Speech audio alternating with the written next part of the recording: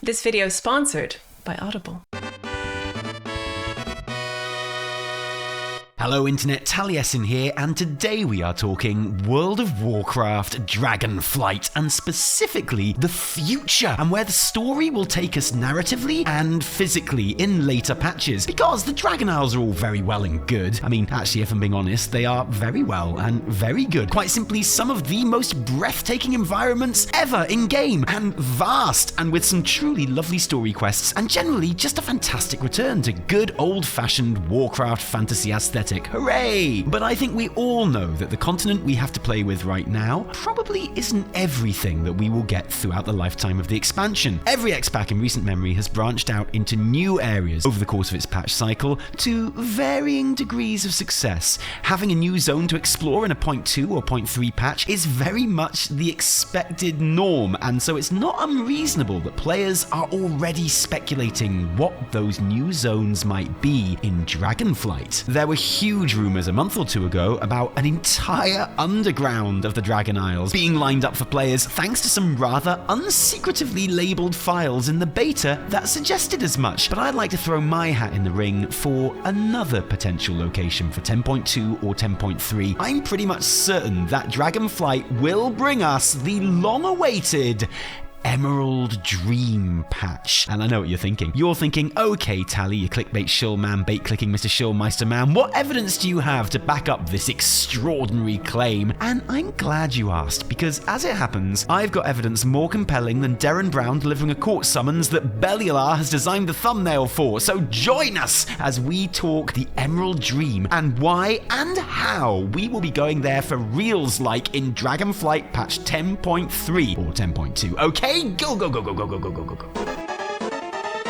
To really get to the bottom of where all this is coming from, we first need to take a closer look at the storyline of one particular Dragon Isles zone, the Onaran Plains. So, red bot spoiler bot for the story of Onaran Plains, right? But after having played and tested quite a bit of the Dragonflight Alpha and Beta at this point, I think the Plains might genuinely be my favourite of the 4 levelling zones, even though there's no Tuskar there at all, seriously, not even one, and that should tell you how much I enjoy this zone. It's just the kind of vast open zone that I always really enjoy in WoW. It's lush and green and has probably the best skybox in the entire game, and the zone storyline focuses around the relationship between the various centaur tribes of the plain and the returning green dragons, led by Marithra, daughter of the late green dragon aspect, Ysera. Ysera. Yeah, you're welcome, Ysera. The zone starts off with you winning over and travelling with, gloriously, the various tribes, including the Tirai, who are the historians and storytellers of the Maruk, the Onir, who are the clan with the strongest spiritual links to Anara, and the Nokhud, who are the really aggressive warlike clan. Who are pretty new because they violently deposed their predecessors. And are led by Balakar, who killed his own dad to become boss. Hey, I'm not here to judge other cultures, okay? I'm sure Balakar, the dad killer of the murder tribe, is absolutely nothing to worry about. Everyone is a little bit spooked because there are grim omens popping up all over the place, according to the centaur who know such things, in the form of a coming storm. With the wild god lower whatever Onara being associated with the wind and weather, a storm is considered the most ominous warning she can possibly send. And seriously, people talk about this storm non-stop. There's some really big build-up to it. Now, way back before the dragons left the Isles 10,000 years ago, the green dragons and the Maruk had battled over the plains, but eventually patched up their differences. And as a sign of friendship between the two races, Ysera left a huge horn, with her new centaur buddies, instructing them to sound it if they ever needed the flight's aid. Something they haven't been able to do for a while, obviously, because, no dragons and all of that. Anyway, the Maruk have a big meeting to discuss all of the bad omens, and Gemisath, an emissary from the green dragons, turns up and asks for their help in fighting the Primalists, the antagonists throughout the entire first patch of Dragonflight and the opening raid, who hate the Titan-infused dragon aspects and essentially want to go back to the old ways. And Gemisath explains how the Primalists have been attacking the Emerald Gardens, the part of the zone where the dragons hang out and where Gremmy and his dragonkin buddies have been for the last 10,000 years looking after the portal to the Emerald Dream that he says is there. We agreed to help out, of course, But oh no, just as we're having the meeting, Balakor storms in with a mysterious-looking night elf in tow, murders Gremmy, and begins a massive power play for the Nokhu to take over, like, all of the clans or whatever. And yeah, I know, the dad-killing warmonger dude and his murder tribe turned out to be the baddies. I'm as shocked as you are. So now we're in a situation where actually the Maruk need the dragon's help. So we decide to go and blow the summoning horn, stop it, and hope that they remember the promise they made 10 millennia ago. We need the blessing of Anara herself to blow the horn, but when we get to her gaff, that night elf, who it turns out is a shaman by the name of Kolaroth. Oh yeah, side note, but there are loads of Night Elf Shaman NPCs in Dragonflight. Like, if this doesn't become a playable option at some point during the lifetime of the expansion, I will be very surprised. Has captured Onara with her storm magic, because it turns out the coming storm everyone was feeling in their bones might just have been referring to this baddie shaman, which is actually a really cool little twist in my opinion. Our centaur buddies are like, oh no, she must be trying to stop us from blowing the horn, stop it, and summoning the dragons. But when we get to the horn, stop it, it turns out Kolaroth actually wants to sound the horn and uses the captured Onara to empower Balakar and do so, because Kolaroth's whole deal is that she wants to murder Marithra and her flight and leave the Emerald Gardens unprotected. It's got an impenetrable Dalaran-type dome around it right now, and gain access to the Emerald Dream portal there. She does kill a green dragon, and the zone climaxes in an almighty battle with Kolaroth and her Primalist and Nokhud forces, during which she says stuff like, "You've accomplished nothing. Once I've dealt with you, nothing will stand between us and the dream." And when we kill her, she says, "The dream must be ours." After our victory, the Green Dragonflight allow the Maruk through the barrier into the Sacred Bow, where they have a ceremony to cement the two people's renewed friendship and alliance. And I know what you're thinking. You're thinking, well, Taliesin, that was indeed a very good story, if a bit spoilery. Thanks for sharing, but it's pretty self-contained, and now it's over, right? Like, we killed Kolaroth in the questing. Balakar and his lot are dispatched in the Nokran defensive dungeon, and the threat to the dream is over. I feel like you might be clutching at straws a little bit with this patch theory, and I do not blame you for thinking that at this stage. So allow me, if you will, please, to lay out in detail all the evidence I have that suggests that Dragonflight's Emerald Dream storyline is nowhere near over at the end of this zone. Exhibit 1. Unfinished business. As far as I'm aware from questing in the beta, we never really find out what Kolaroth and the Primalists want with the Emerald Dream. And like I say, the Primalists are the main antagonists of the expansion so far, and through the 4 leveling zones, we thwart many different fiendish plans and attempts to cause havoc, of which Kolaroth's attempted Emerald Dream takeover is only one. Everyone knows that the Emerald Dream is powerful and important, and it's clear that an incredibly powerful shaman with nefarious intentions getting access to it would be a very bad thing. So as the audience, we don't really need to know much more to establish the threat in that story. And let's be honest, presenting a story thread and enemy that seems to promise more development to come and which is then abandoned isn't exactly off-brand for Blizzard. Oh, hi, Drust and Ardenweald. I didn't see you there since you haven't done anything for a year and a half. But a strong hint to me that this will prove to be more important than it seems is how underutilized the Emerald Gardens is as an area. Here is an especially rich and detailed, exquisitely designed zone with massive lore significance. But all we do there in the main quest line is arrive, go and tell certain residents that there's going to be a battle, then go and do the battle and perform the Friends Forever ceremony afterwards. And how about this? At no point are you actually shown the incredibly important Emerald Dream portal that was the cause of all this action and drama. Seriously, you have to ignore Marithra sending you off to meet the Blue Dragonflight in the Azure Span and go off exploring afterwards yourself to even set eyes on it. There is not a single quest in the game currently that sends you to this portal in any way. And I don't know, that just seems a little bit weird to me. And if the Emerald Gardens is underutilized, well, that is nothing compared to Exhibit 2, the area directly to the west. This unnamed but extremely present and unmissable area in the west of the Isles, which definitely exists, but has nothing but copy-pasted environmental assets to show for itself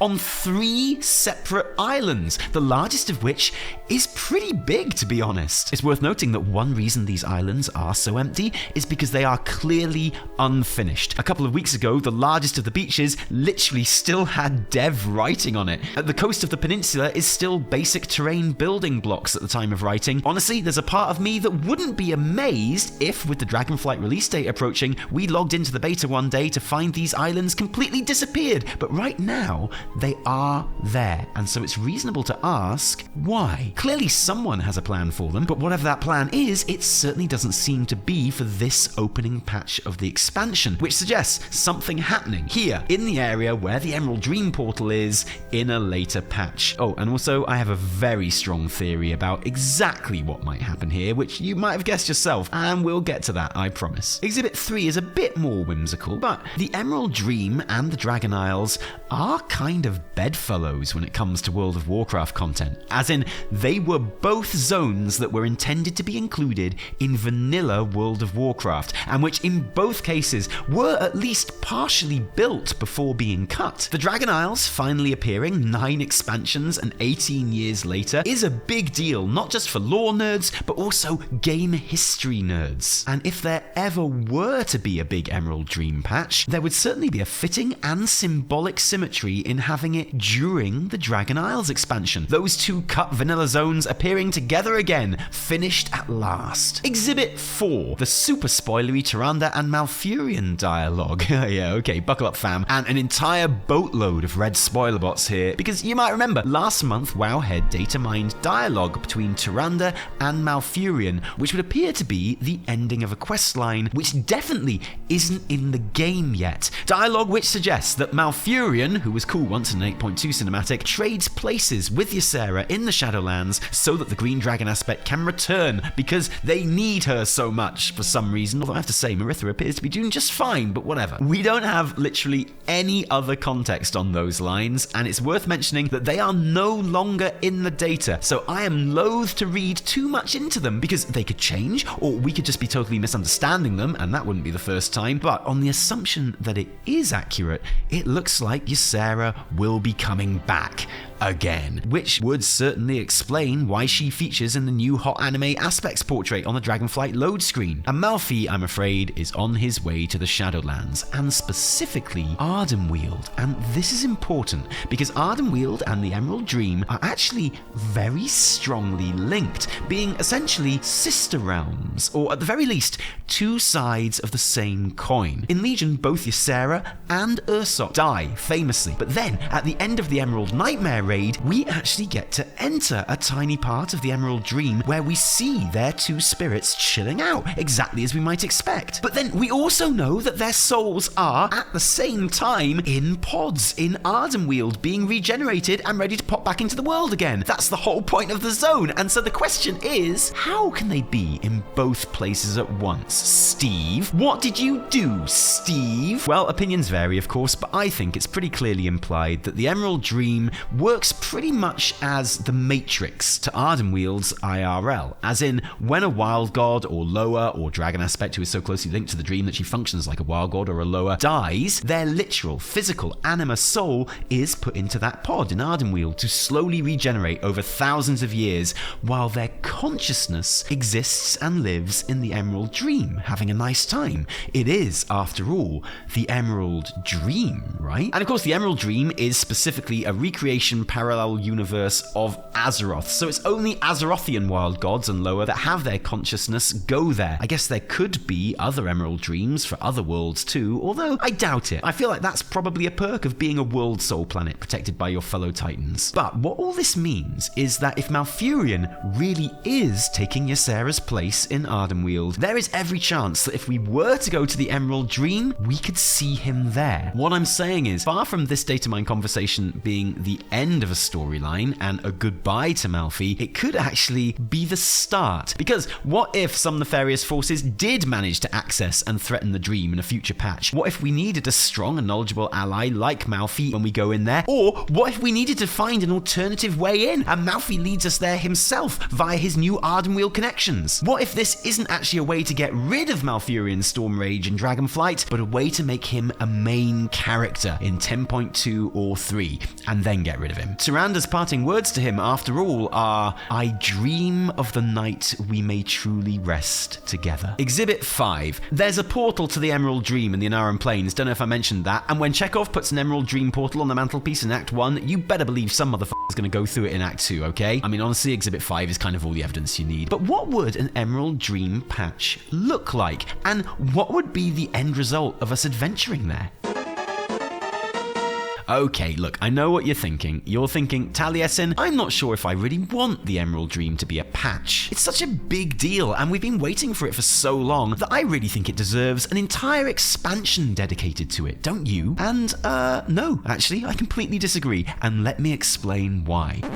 Hey everyone, it's me here yet again to tell you about the books I love and give a shout to Audible, who are sponsoring today's video. As you may be aware, The Rings of Power is out. The internet is on fire and the discourse is truly spicy. Set thousands of years before The Hobbit and The Lord of the Rings, Rings of Power tells the origin stories of some new and familiar faces and sets the stage for the events of the Third Age we all know and love. Great powers are forged, kingdoms emerge and crumble, heroes are tested, Lenny Henry is Irish now. What do you think of the show? Only joking! Obviously, no one cares about your opinion unless you are a true fan. So, why not brush up on your Tolkien lore with Audible? It will take you 3 days of non-stop listening to get through the Lord of the Rings trilogy, but I believe in you. And for those who want to win any online argument about the lore, so all of us, there's the Silmarillion. But I personally wouldn't consider myself a true fan without Le Silmarillion and Das Silmarillion under my belt as well. Beyond Tolkien, loads of brand new titles make an Audible membership even more valuable and gives you a chance to discover new favorites and new formats, like the exclusive Words and Music series or podcasts. Before you binge watch The Rings of Power on Prime, check out other Lord of the Rings content on Audible. New members can try Audible free for 30 days. Visit audible.com/LOTR or text LOTR to 500 500. In the meantime, I'm just hyping myself up for the Fall of Numenor, which is due out in November and promises to tell the full story of the Second Age. No idea what happens in that one. Check it all out for free for 30 days. Just visit audible.com/LOTR or text LOTR to 500 500.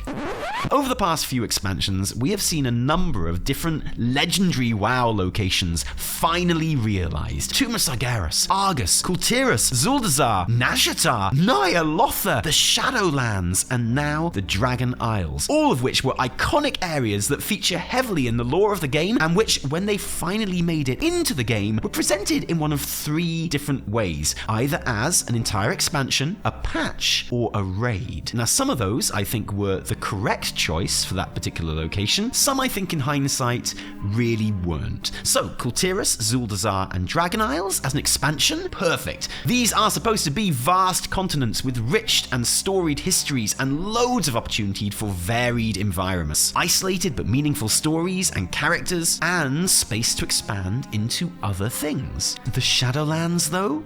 It was a place we were simultaneously very familiar with, in a way, but also knew next to nothing about. And in hindsight, on balance, I think it was probably wrong to have it as the setting for an entire expansion. The visual and character variety and depth that the devs had to give the Shadowlands to make it worth an entire expansion, I think worked against the mysterious and essentially very one-note place that I think the Shadowlands is supposed to be. And I think ultimately, if we were going to go to the Shadowlands, it would have worked much better as a big expansion-ending patch, like Argus. So we could have explored this place that players have been dying to know more about forever, while still retaining an enigmatic, detached, aesthetic and thematic focus that is lost when you suddenly need 4 zones and they all need to be really different with varied color palettes. I think Argus would have had the exact same problem as the Shadowlands if it were given a whole expansion. Because yeah, it's an entire planet, but the whole point is it's a planet destroyed and ravaged by the Fel.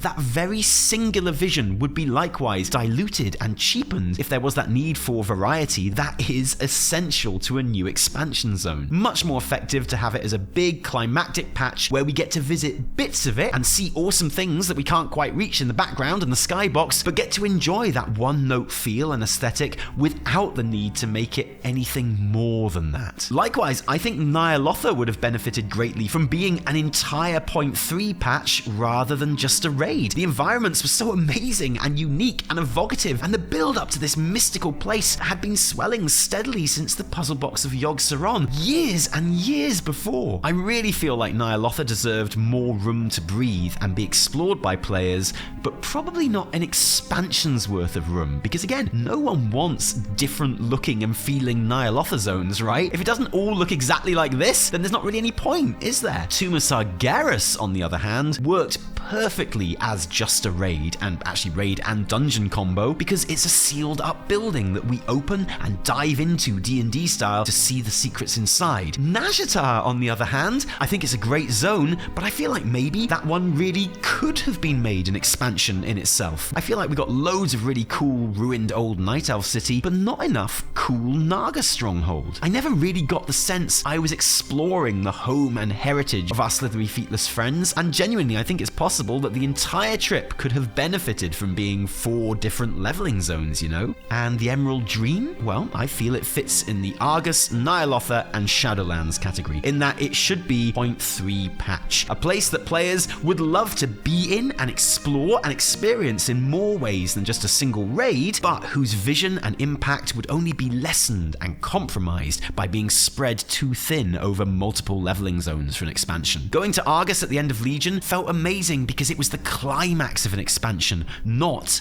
a whole expansion. And I think the Emerald Dream would be best presented in the same way, as one area or multiple smaller areas that we could explore and progress a very specific narrative in, all the while taking in and enjoying and exploring a legendary lore location. But why would the story of the Dragon Isles climax in the Emerald Dream? What would be the upshot of all of this? Good question. Well, we know that for whatever reason, the Primalists want to get there, and we don't know if the Primalists are defeated entirely at the end of the opening raid, or what state they leave the world in. Could it be related somehow to the resurrecting of Galakrond, the big cannibal dragon baddie that everyone seems to think will be the final boss of the expansion? On the other hand, there's a lot more Titan stuff in the Dragon Isles than I think a lot of us were expecting, and I think a common theory among players now is that they might be making a reappearance at some point this X-Pack. The Dream would indeed be an interesting way of facilitating that. We know that the Dragon Isles were originally conceptualized as being full specifically of old god temples, which are conspicuously absent from anything we've seen in the game so far. Perhaps the story will have them taking another pop at the Dream. And as for an ending, well, I just can't stop thinking about